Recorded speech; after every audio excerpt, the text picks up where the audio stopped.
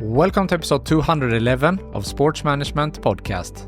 Today's guest is Pablo Carro, the co-founder and chief commercial officer of Playtomic, the world's leading app for racket sport players and clubs. We spoke about why he started Playtomic, how to avoid the Swedish example, the benefits of competition, becoming the leading company in the field, their US expansion plans, and much more. Pablo Carro, welcome to Sports Management Podcast. Thank you for the invite, Marco. It's great to have you on the show. You are the founder of Playtomic and a passionate entrepreneur at the intersection of padel and technology. Can you tell us a little bit about Playtomic and why you started it? Yeah, absolutely. Well, Playtomic started in 2017. It was basically something that was answering, a very clear need, a real pain in the racket sports industry, which was like, I wanted to book a court at my club or at any other club. I needed to find someone else to play with. I need to find opponents. And if you had a look to the other industries, it was quite easy to find what it used to be called a marketplace at that time. It's like, okay, when I was wanting to go on vacations, I had the opportunity to find apps for facilitating that. But in racket sports, that wasn't possible. So at the end of the day, what we saw is an opportunity to digitize the industry, because we need to digitize both clubs, the venues, the key actors of the show, because they own the courts. And also we needed to digitize players so they realize that if they use an app, it would be much more convenient to find the court and to find someone to play with. That was the genesis of the app, knowing that the three owners were extremely passionate about racket sports, right? Me personally, much more passionate about padel at that time. And my two co-founders were much more passionate about tennis. But it was something needed. Yeah. You identified this gap in the market. So at this point, did you think that the racket industry was ready for that? Because at this point, padel specifically was big in maybe South America and Spain and so forth, but it didn't really hit like Northern Europe up until like 3 years later. So at that point, did you feel like they were ready for this? That's a very interesting angle. Actually, this pain was across any racket sports. Padel was not what it is today in 2017. But the good thing about padel is that we were talking about new businesses mainly. It's like maybe in Spain we had a great coverage at that time, but from an international perspective, padel was quite new, totally new sometimes. And as you said, this was at that time, padel was recently created.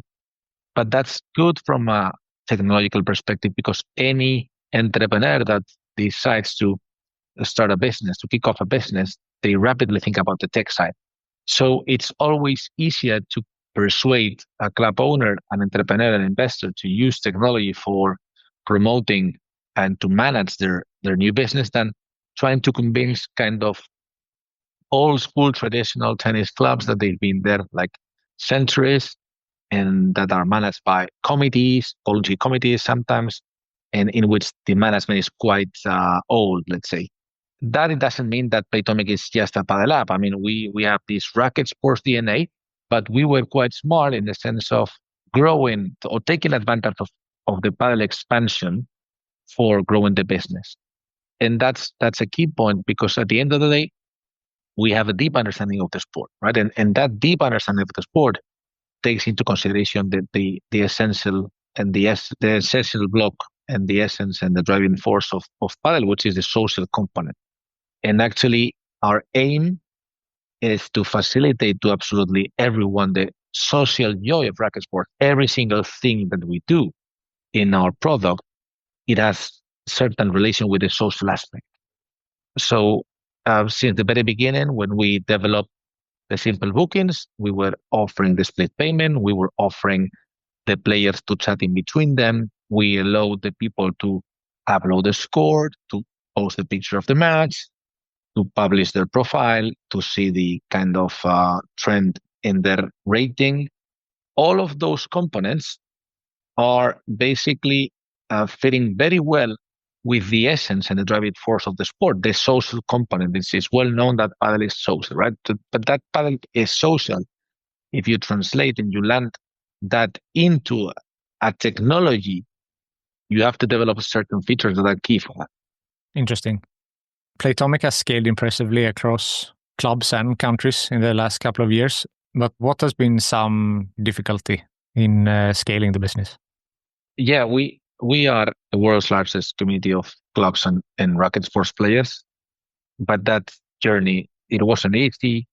Sometimes we found that certain managers were quite reluctant about adopting technologies. Sometimes we found small local players that they had their own technology and their own team, and they were quite expanded in different in their own market. So it was difficult to convince them to join the global community. Sometimes we decided to not target certain countries because of the payment limitations or transaction limitations, because you can find that kind of troubles in South America, for instance. We know that South America has a great coverage with regards to padel, thousands of clubs, but some of the markets are very complicated for us from a transactional perspective. It's not easy. And yes, I mean, it's not been an easy journey, but we love what we do. We are so passionate about padel, and waking up every morning thinking about that you're gonna meet two or three interesting people from the industry, maybe playing padel with one of them, visiting a couple of clubs, having meetings with sports people. I mean, it's always a pleasure. I mean, when I'm waking up at 5 a.m. for taking a flight, and I think about why I'm still doing this, my immediate answer is like, what can I find that is better than this? I mean, it's a sports tech company. It's related to my passion. I'm gonna play paddle with this guy. I mean, I have extraordinary investors and a super talented and committed team. So, I mean, no matter I'm waking up at 5 a.m. For taking the fifth flight of the week, it's about enjoying the ride, right? And this is what we do basically, and this is what we love. And I mean, your passion for paddle is obvious. And you mentioned that your two co-founders were more into tennis, but still the Playtomic bookings are somewhere 90-95% paddle.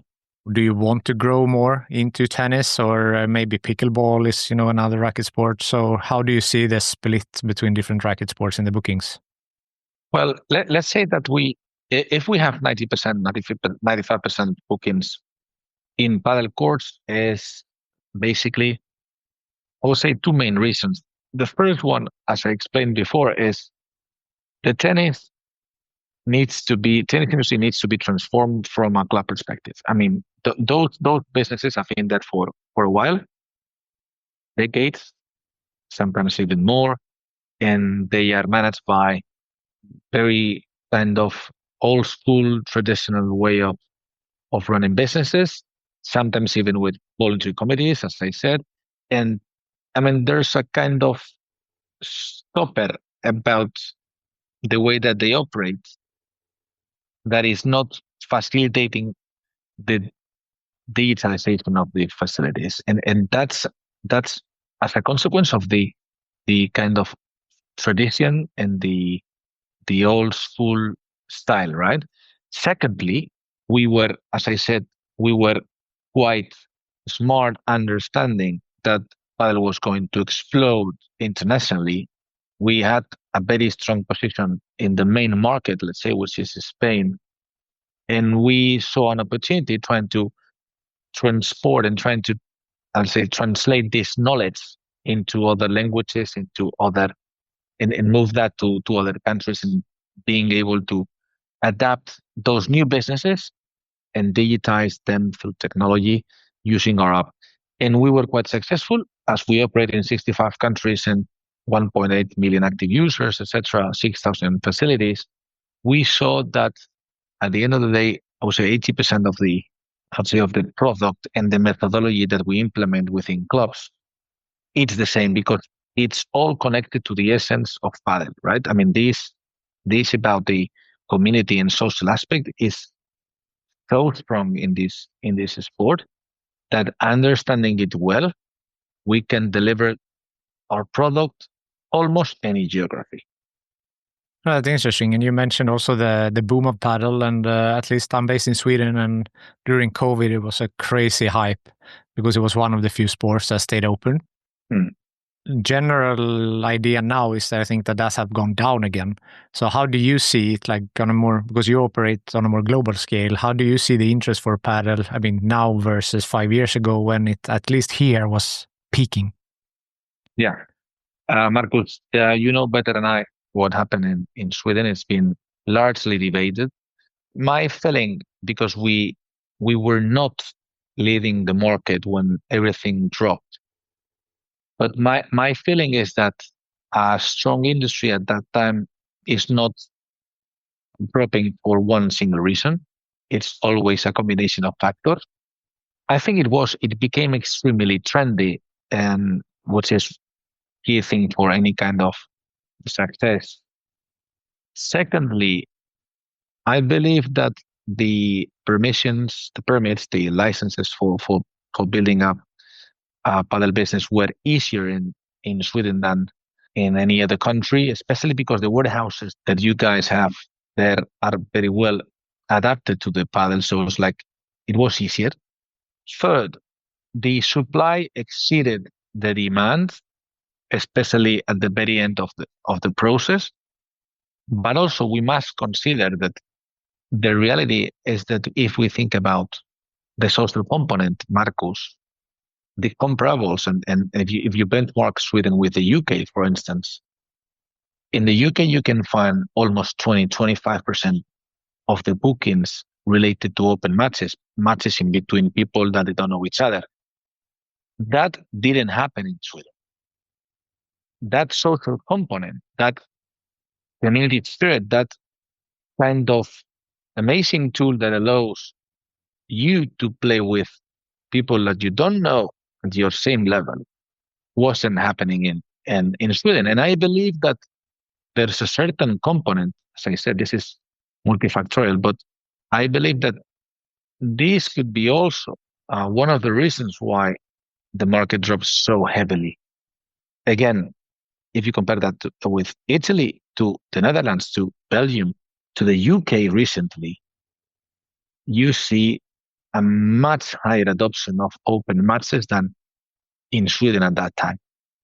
And it's not something that Playtomic has invented, Marcus. I mean, open matches and the traction that we've been able to build is part of the sport, is a key element of the sport, the social component. We've been developing a product that, as I said, is delivering so well that vision. But in Sweden didn't happen. Okay, so it's answering your comment about Sweden. It happened for many reasons. But I think that one of them was this, and we cannot have data to back this opinion, right? But just having a look to other geographies, you see a clear difference in the open matches penetration.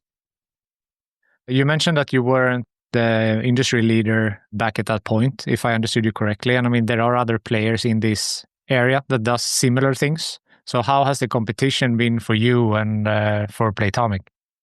Competition is always good to have someone to compare with because it helps you to become a better company. There's no way to be alone in this super attractive and sexy space. So we found competitors in the Nordics. We are now finding competitors in the US. Fortunately, maybe because we've been executed well the business plan. We are, I don't know, but significantly larger than any other competitor worldwide. But we are not obsessed with competition. Maybe because we lead the market, but at the end of the day, they put pressure on you. They force you to become a better company. But we shouldn't be obsessed. I mean, at the end of the day, there's always a space for someone else. The market is growing so fast. We cannot target, as I said, every country in the world. I mean, as I put an example, but South America, which we are not operating, but in a couple of countries. I mean, we are not able to deliver the service in every single country there. So at the end of the day, it's normal that we find competition and we see very good companies out there. As you said, competition is good. You fight against each other, so to speak, and maybe that triggers better products and stuff like that as well. Right. I mean, it happens with the brands, the racket brands. It happens with the court manufacturers. It happens in every single field and in any other industry. Let's talk like emerging markets, and US is obviously a big one. You are, residing there now as well, and I know that you have raised some money to accelerate in the US market this year. So can you talk about your plans in the US? I always say that the US expansion, it could be a consequence of the UK success. I mean, we were discussing internally about the UK expansion 3 years ago, and we realized that that could be quite complicated because this dynamic, I mean, this tennis dynamic that we talk about, and these difficulties for finding proper venues was going to be a main blocker. So the UK part of my team was telling me, no, the UK is not gonna. I mean, it's not gonna happen. I mean, Padel is not gonna succeed in the UK. There's no way to expect that Padel is gonna grow in the UK like in Sweden or the Netherlands or Belgium, or of course, or Italy or Spain. But it has happened. It has happened because at the end of the day, the sport is so engaging and it's so easy to adopt that no matter we find barriers, important barriers, difficulties, we're gonna get there. And the UK has proved that the sport, it is adopted by this community. Said that, the next phase was, what about the US? I mean, the US was pretty uncertain a couple of years ago. Why? Because we've been talking about, in the industry, we've been talking about the US explosion since 2020, maybe just after COVID. But it was not accelerating. It wasn't accelerating, not even in Miami. The thing is, we started to realize that the clubs that were properly built with a kind of premium approach, offering good services, offering very good facilities, were started to become successful. The very first one, the pioneers, right? And then, the US, I mean, if you want to scale, I mean, you definitely scale. If the Americans feel that something is going to work, the capital is out there for helping them to grow. And we detected that, and we saw that opportunity. And in Racketex, the most important racket congress in the US, we attended it. We as an exhibitor, we had a booth there, and we captured like 50 plus leads. It was like, it's going to happen. It's going to happen. So then we put together a plan, and that plan is basically building a team here.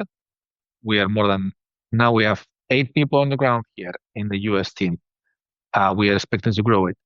The reality is that we started in December with not more than 10% of these 80 clubs that were out there at that time.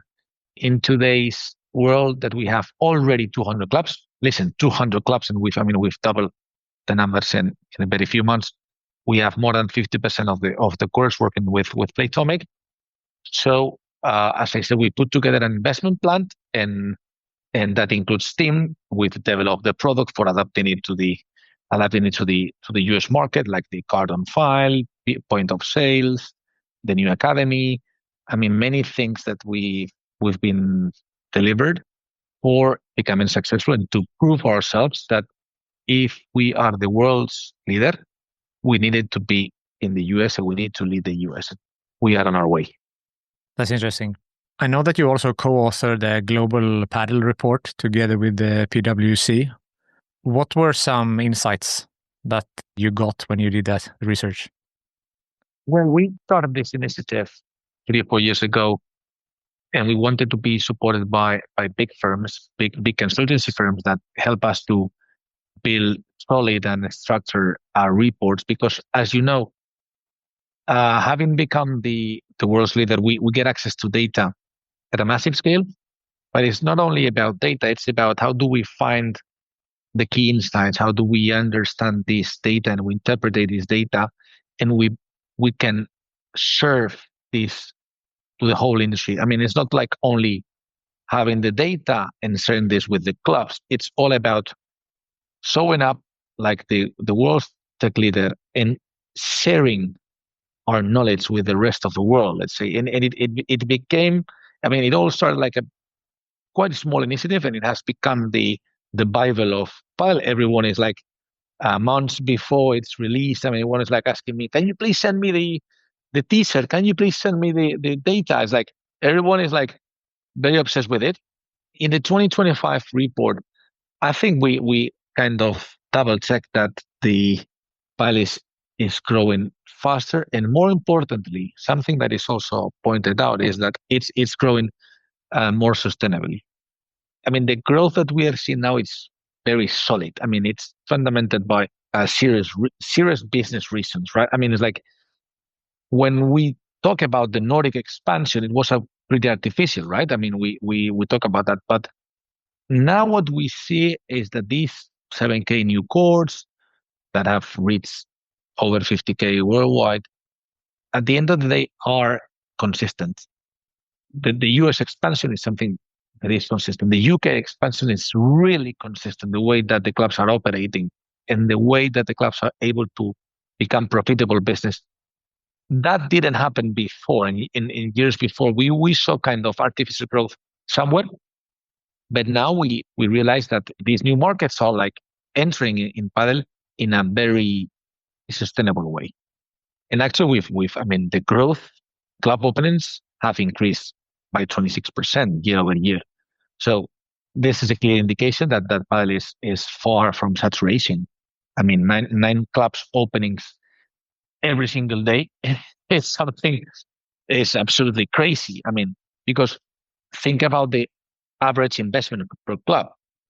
It might be 1 million plus the average investment per club. So it's like 9 million euros put on the table every day betting on Padel. It's like, it's starting to become something very important. And you don't think that the risk that the Nordic model, so to speak, that will be in US as well, that it will grow too fast? Well, first of all, the US is not one country. It's 50 countries, right? I mean, it's like 51 countries. Like, it is what it is. I mean, so the behavior in Florida is not the same as the behavior in Texas or the behavior in Florida, in California. Interestingly, Padel has been developed quite fast in Florida, especially Miami area. Now in North Miami, it's also become very big. In Texas and California, which are the three main states. I mean, it's like if you have a look to the population in the US, I mean, you see that the concentration of people is clearly allocated in those three states. So also the Latin component is key. I mean, Miami has a very important Latin component as well as Texas and as well as California. It always helps to start the snowball effect. And the big challenge we all have is that we need to persuade the American people, I mean, what the Latins call as gringos, I mean the real gringos, to start playing Padel more intensively. And we've already started to see that in Miami clubs. I mean, if you have a look to Brickell or even Northern, you see that the percentage of American citizens playing Padel is growing month after month, I mean, growing significantly. So we are starting to convince the American people that would happen in other states progressively. New York is another example. I mean, the New York clubs are super successful. It's true that it's a very cosmopolitan area, and you find people from everywhere. It's a very international place. But listen, it all starts with these epicenters, and then it's going to be rolled out in the rest of the states. Yeah, Padel House has done pretty well, right? Outside of New York. Absolutely. I mean, Santi is doing a great job. He's doing a great job. Yeah, he's been on the podcast as well, and Robin Duda as well from Racket X. So Racket X, good friends. All of them are good friends. They are great people, all of them. Very competent people, professionals. Absolutely, the industry needs this kind of people because we are in that transformation process from becoming a very small industry to become a global thing, and that kind of people need to be leading the industry in the international expansion. We haven't talked too much about yourself. So, for the listeners to understand who you are, like what's your background and how did you get into Padel and then also founding Playtomic? So what's your background? Nothing special. Well, I mean, I studied my university degree, business administration. I was an average tennis player until I had 20 years. When I was 20 years old, I tried padel, and I barely play tennis now. I mean, I am a padel addicted guy. My back is not allowing me to play every single day, but I play quite often. So I have a kind of 5.1 in Playtomic. That means that I'm an advanced player or not a competition guy because I do not train, but I play tournaments time to time. I can play, let's say. Uh, from a business perspective, I work for the telecom industry while I was kind of coach in my area in Madrid because I'm originally from Madrid, padel coach there.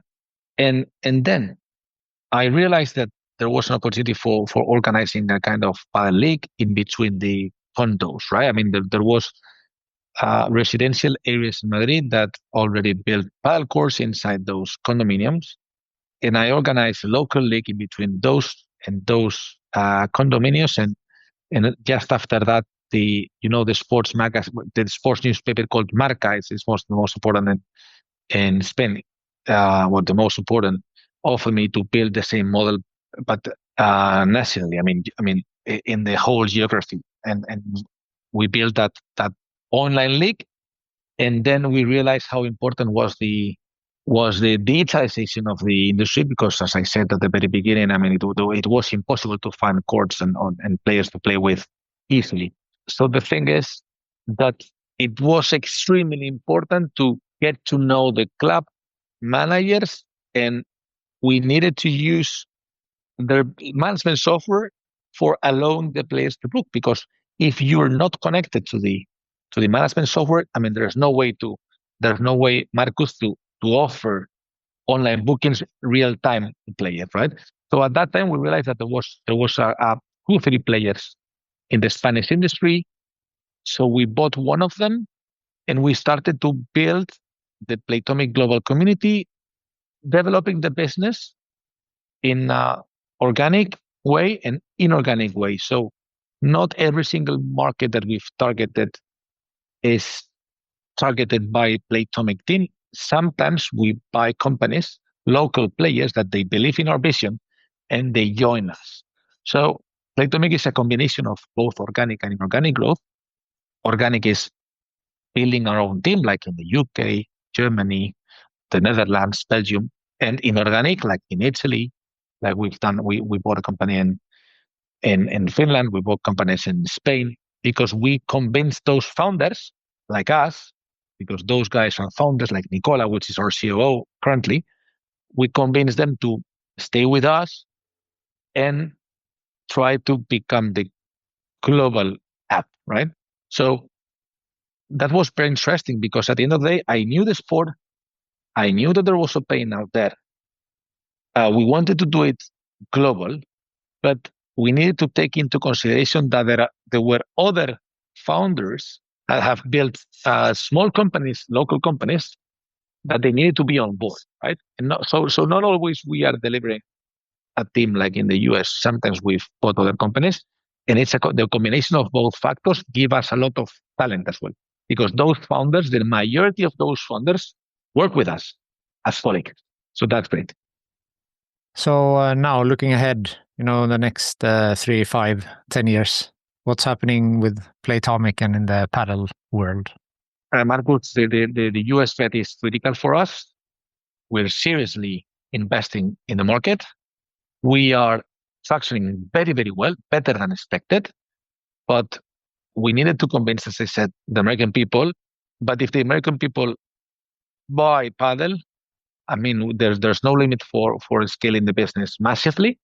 And then the next question would be, what about Asia? And what about the challenges that are there?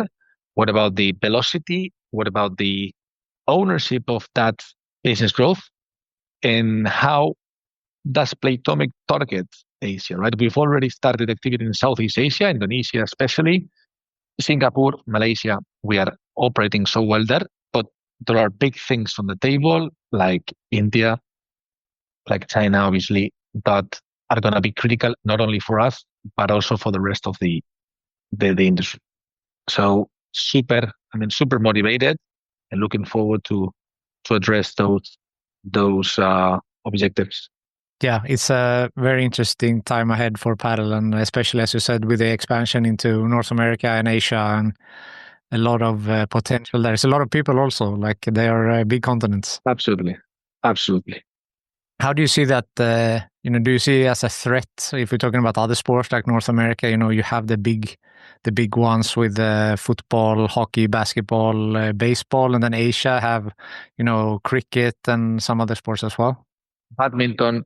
No, the thing is that pickleball, mainly in the US, is something that it has already started to become a good combination with paddle. Why is that? Because it helps us to attract American people, first of all, and secondly, that essence that we talk about, that social component, that driver, that is making paddle so successful, it has presence in the pickleball. And at the end of the day, what we can project is that those pickleball facilities that today are quite informal or not so well built, like parks, public spaces, parking lots, etc., those ones are going to be transforming to good facilities. They've already started to transform those businesses into good facilities in which they can offer them air conditioning, a private spot for them, and not needing to share with 20 other people.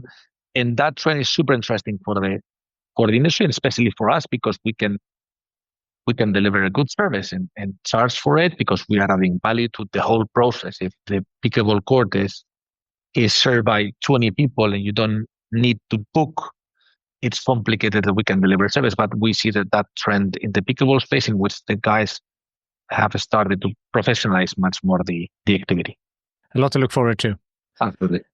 I like to end on a networking question. So who we mentioned two already, that's already been on the podcast, but who from your network do you think would be a good guest on this show? Well, let me think about it. I mean, I can think about Íñigo Colomina, for instance, Padel Nuestro, and Silk Guy. I would love to see him in the interview. Let's make it happen. Let's do it. I can help you with that. Pablo, thank you so much for taking the time to be on Sports Management Podcast. Thank you so much, Marcos. Thank you for listening to the Sports Management Podcast. Please hit the follow or subscribe button on your podcast app so you don't miss out on any upcoming episodes. If you want to get in contact with me, send an email to sportmpodcast@gmail.com, connect with me on LinkedIn, or follow the podcast on Instagram, X, and Facebook @SportsM Podcast.